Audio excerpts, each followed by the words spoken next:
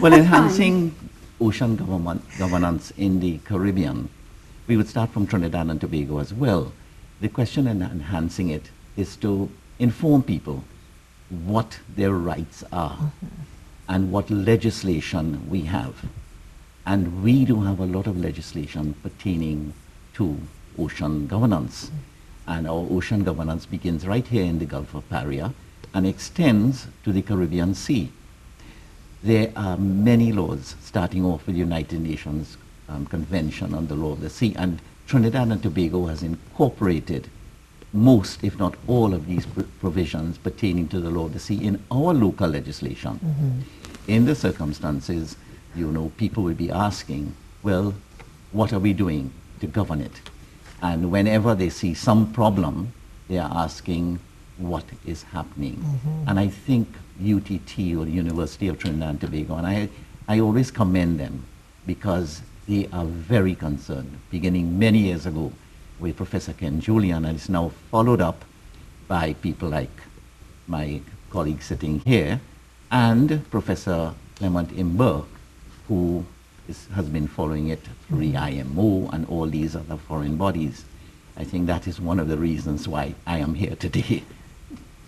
So tell us what's going to be happening, because certain topics are going to be discussed, basically marine and maritime governance in Trinidad and Tobago, the energy sector's role in maritime governance, border protection, which these days is of utmost importance, management of regional borders as well, governance and management of the fishing industry. Sometimes you wonder if that's being depleted and what's happening, managing areas beyond national borders, all these topics. Yes. And each of them are huge topics that can generate conferences on their own.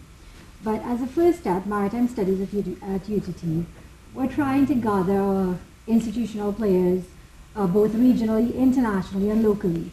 And the reason why we're saying enhancing is that there are a multitude of efforts that are in existence.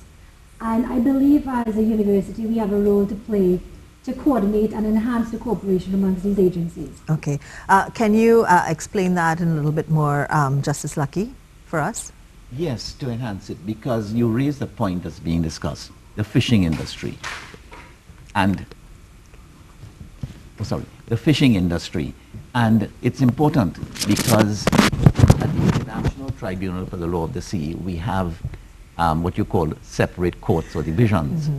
And we have the Chamber for Fishing Disputes. Now, what I think Professor raised here, you touched on fishing and border disputes. There is a lot of IUU fishing that's illegal, unregulated, unlawful fishing. And our future, the future of all countries, the future of the Caribbean, is in the sea. Yeah. Because as you know, all our oil and gas comes from the sea. Yeah. So we have to be very concerned about that. And plus, we have to be very concerned about our fishing industry. And the whole Caribbean is concerned with the fishing industry and climate change and rising sea levels. So all of this, and border patrols as well. Yeah. So we have to secure our borders, and we have to ensure that our people are protected, those who are offshore and the fishermen. And you know, as you mentioned that, it brings to mind the Guardia Nacional. So many times we hear so many issues between Trinidad and Venezuela with the borders and trying to figure out exactly who is where and what's happening as well. It also brings to mind the last oil spillages and things that we've been having out in our seas as well.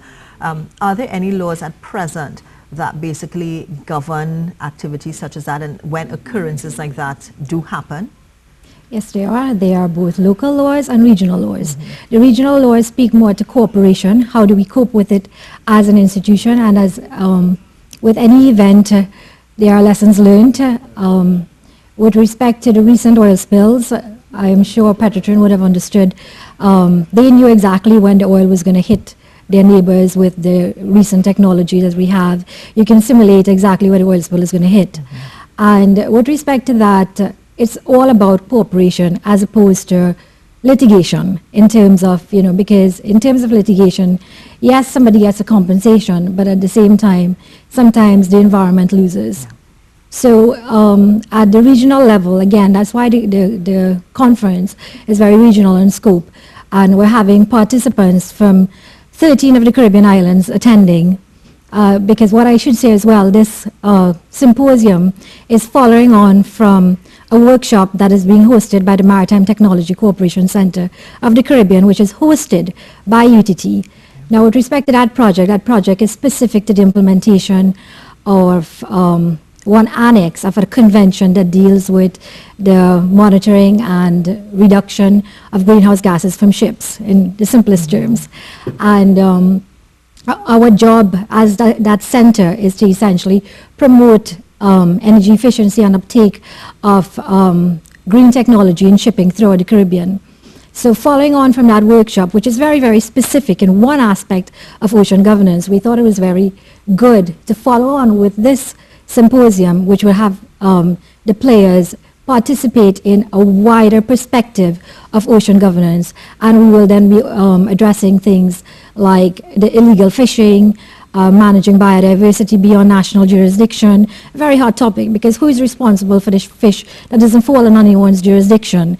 Who is responsible for the minerals and the oil and gas there? So that's why we also have, and we're very fortunate, I understand, by having the head of the International Seabed Authority, Mr. Michael Lodge, being a part of the symposium as well. So it's going to be one of the first types of conferences of this nature in Trinidad and in the region, I dare say. And I would hope that, you would be following up with the support of esteemed justices, and, Justice Lucky has been played an instrumental role in making this happen, because he was the one that brought the idea, and we developed on it, because this was essentially his brainchild, from what I understood, that we should have this conference focusing on ocean governance. Why the interest in it, Justice Lucky? I beg your pardon? Why the interest in it so much so? Well, my interest has been for a long time with the law of the sea. In fact, my thesis at the university is legal problems of the law of the sea between Trinidad and Tobago and Venezuela. And I am deeply interested, I'm very concerned about biological diversity and of course, the infrastructure, as well as this whole question of pollution and matters pertaining to the law of the sea. So you are looking at all of this in that context. And yes, I was given a lot of credit by Professor, but it really, really began with Professor Ken Julian. And it filtered, and then he wasn't there for a long time.